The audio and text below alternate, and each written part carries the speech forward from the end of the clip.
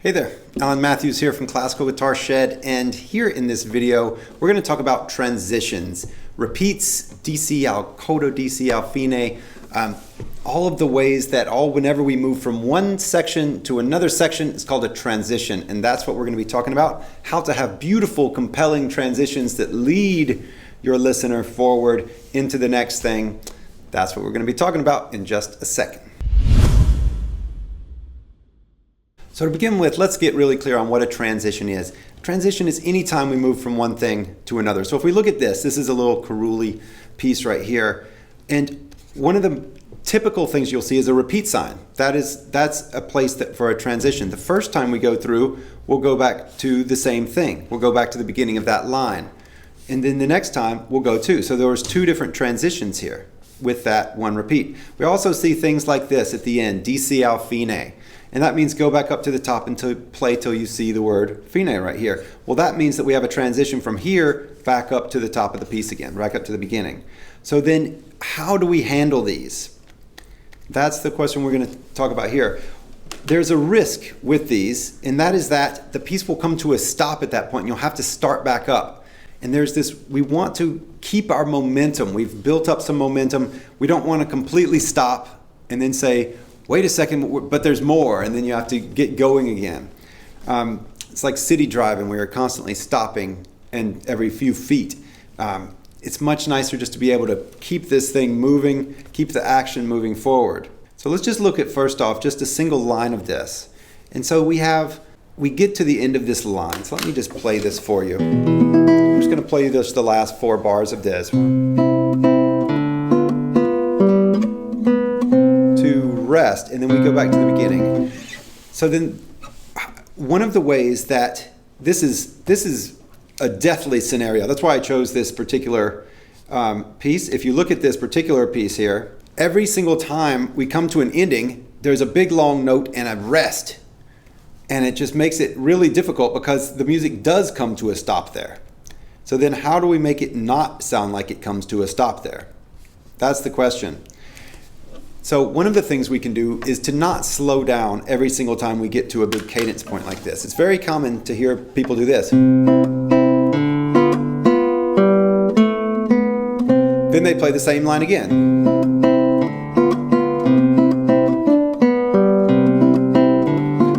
And then retard again. But then you've got to go to the next one. And so all of a sudden, in this piece now, we've got 6 or 8 of these slowdown points, and so it really is like a balloon that you're constantly letting air out. You don't want to do that so much. You really want to save your slowdowns and your expressive moments for big ones so that you can make a larger statement. So one of the ways to keep your transitions really clean is to keep your timing just absolutely crisp. 1, 2, 3, 1. And that is, so you have to count through there. If you physically relax, the music's going to, your energy in the music is going to wane. Typically, it doesn't have to necessarily, but it typically will. So if you go, great. You're going to come in a little bit late and loosey-goosey whenever you come back to the repeat again. So instead, keep your attention laser focused. Keep your attention and your intention just white hot so that it comes through. 1, 2, 3. So I didn't relax, and then so the listener's not going to relax either. If you don't physically tell them, okay, now's where we're taking a break, then they're not going to know that. And most of us, I'm at 99.9% of the time, we're not playing for anyone, we're playing for ourselves. But this is what we're striving for anyway, is to play in such a compelling way that we entertain ourselves, and this is one of them. So stay white hot, focused, don't relax. And that's throughout the entire piece, especially for whenever you have these massive come to a stop moments. So that's one of the ways. Another way is to match your dynamics. What are dynamics? Swells, fades, it's our volume. It's our loud and soft. So let's say for this that we get quieter. I'm saying this arbitrarily. At the end of this, let's say that we've got it, it's getting quieter. Sorry.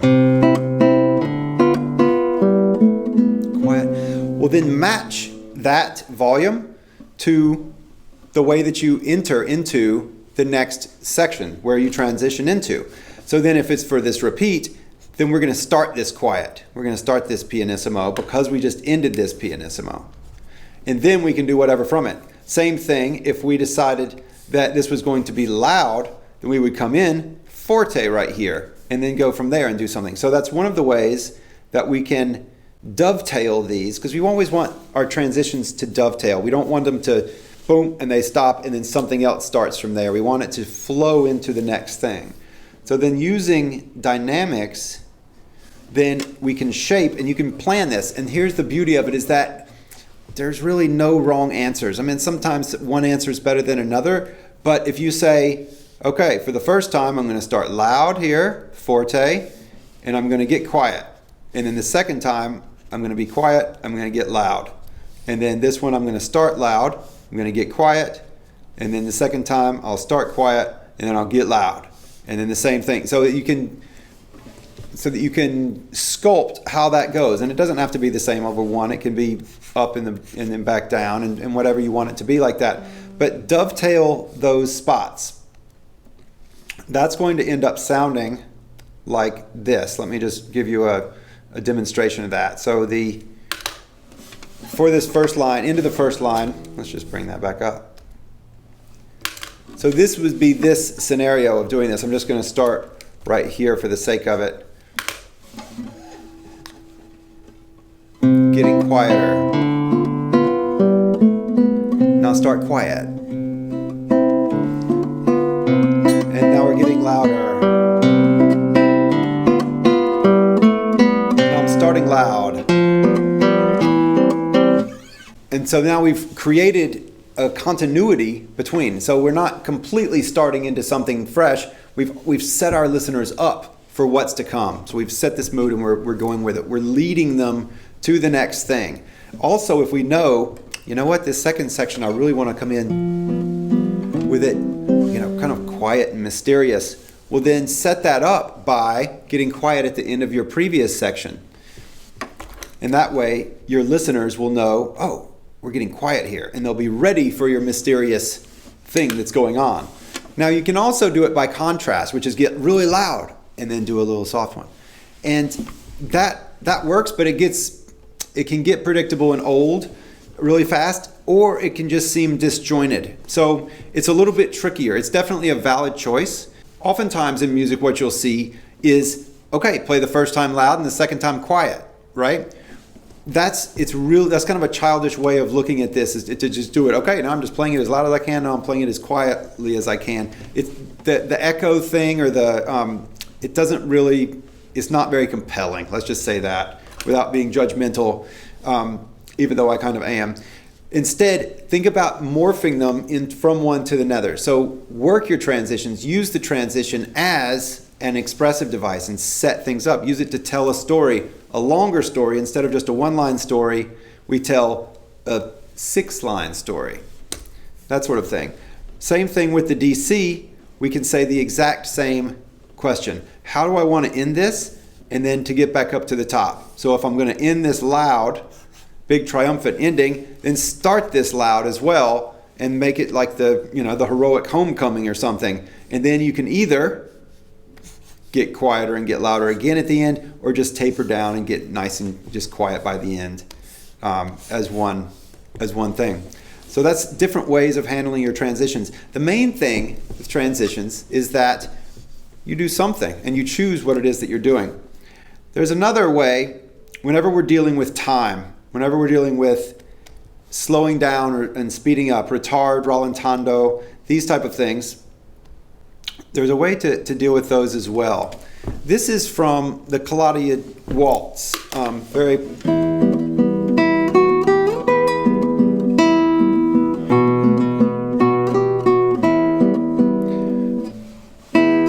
And so this is an ending. This is another common thing to see with sections and transitions, is this double bar right here. It means there's a new section. This means slow down, pretty much. And so then the question is, how do you do that? And so a common way of doing this is that you slow down all the way to the end, then you start back up at the new. for our transitions, one of the nice things to do is to move right into them. So when we move right into them, that means we need to be back at tempo somewhere in here, right? So a tempo is somewhere in here. A tempo, that's not what that says, but that's what it's supposed to say. So then we pull our rallentando back. So we could actually pull it back to here, and now we can be slowing down through this stuff, speed back up for the end so that we hit the ground running in our new section. So the first way I'll play it is the way that I've got it written here, which is pulling the rallentando back, hitting the ground running with the new section from the beginning of the line. Sorry.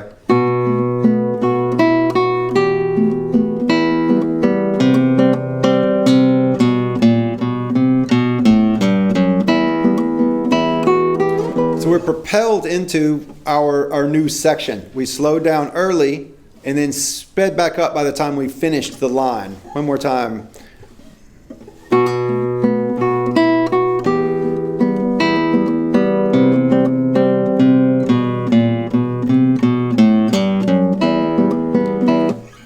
I think of it as a roller coaster. You're coming up to the top, and there's a little bit of a hang time, and then you're going back down, and the new section is at the bottom. So you've got speed and momentum going into the new section, as opposed to doing it the other way, which is to rallentando the whole way and then do the a tempo into the new section, which is this.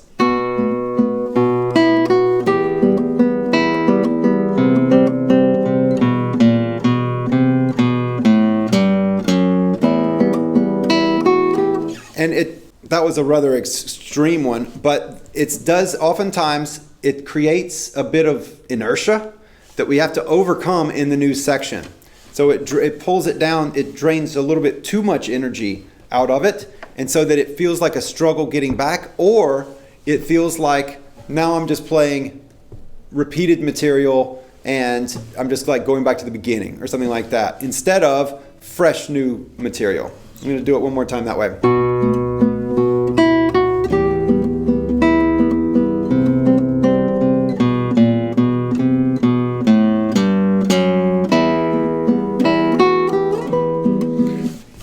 So it just pulls it down, as opposed to, one more time, backing it up here. Expressive here, and then move back. I typically go, with you know which way I typically want to go with, and that's to hit the ground running into the new section. Not always, but especially if there is a retard or a rallentando at the very end of the piece, then it's nice to do it that way at the end, but not at the end, because it sounds like an ending. Whenever you rallentando or retard all the way to a transition, it sounds like the end. So instead of letting it be the end, back it up a measure or two, even if it's written there at the end, back it up a measure or two, and then be back at tempo before you hit the new section so that you can cross the bar line already in tempo, except for the very ending. All right. This has been Transitions. I hope that helps. Fun to play with. The main thing is that you just choose something and do it. Be intentional with your transitions. Experiment and have fun with it. Please subscribe to this channel if you haven't, and I look forward to seeing you in the near future. Bye.